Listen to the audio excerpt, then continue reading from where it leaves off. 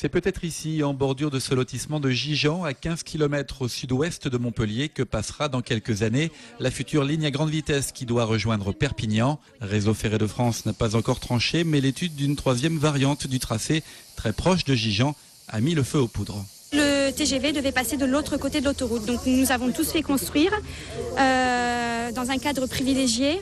On s'est tous endettés pour des années parce qu'on voulait vraiment vivre ici. Et aujourd'hui, on nous inquiète en nous disant que le train va passer juste au pied de nos maisons. Et on se mobilise qu'on ne veut pas, c'est hors de question.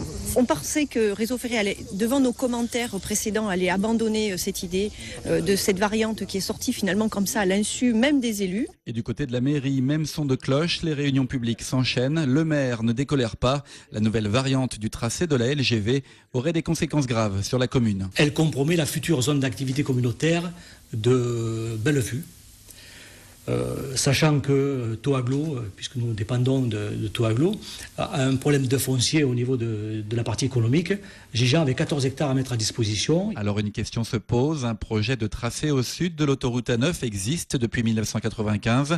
Pourquoi donc imaginer deux autres variantes au nord, plus proches des zones habitées? Réponse de Réseau Ferré de France. La nécessité de faire circuler des trains de marchandises impose d'avoir une voie qui soit beaucoup plus plate. Et le massif de la Gardiole, sans être évidemment une montagne, pour des trains de fret constitue malgré tout un obstacle, d'autant plus qu'il faut redescendre par la suite sur Poussan et la vallée de la Veine. Prochaine étape, une réunion du comité de pilotage du projet en préfecture le 13 juillet. On en saura alors un peu plus sur les variantes du tracé de la future ligne à grande vitesse entre Montpellier et Perpignan.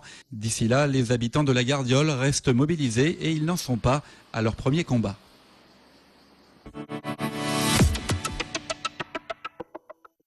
À Montpellier, les épiceries de nuit devront bien fermer boutique entre 2h et 6h du matin. Le tribunal administratif a rejeté la demande d'une association de commerçants qui réclamait la suspension de l'arrêté municipal leur imposant de fermer jusqu'au petit matin. Jouer avec des otaries, caresser des raies et des requins ou encore observer les hippocampes. Le Siquarium du Gros du Roi inaugure 3 nouveaux espaces à l'occasion des vacances d'été, avec toujours les mêmes préoccupations, informer le grand public sur la protection des espèces et faire découvrir au plus près la vie sous-marine, comme ici, au bassin de présentation des petits requins. On avait peur de faire un bassin uniquement, on va dire, tactile, de dire aux gens venez. Mais là, placé comme il est donc dans l'enceinte du Requinarium, après qu'on ait expliqué, qu'on ait sensibilisé et qu'on ait montré que ces animaux-là n'étaient pas du tout les tueurs assoiffés de sang dont on parle tout le temps, on fait le pari que ce contact, ce bassin de contact, on va dire, va bien se dérouler avec tout le respect qu'il se doit.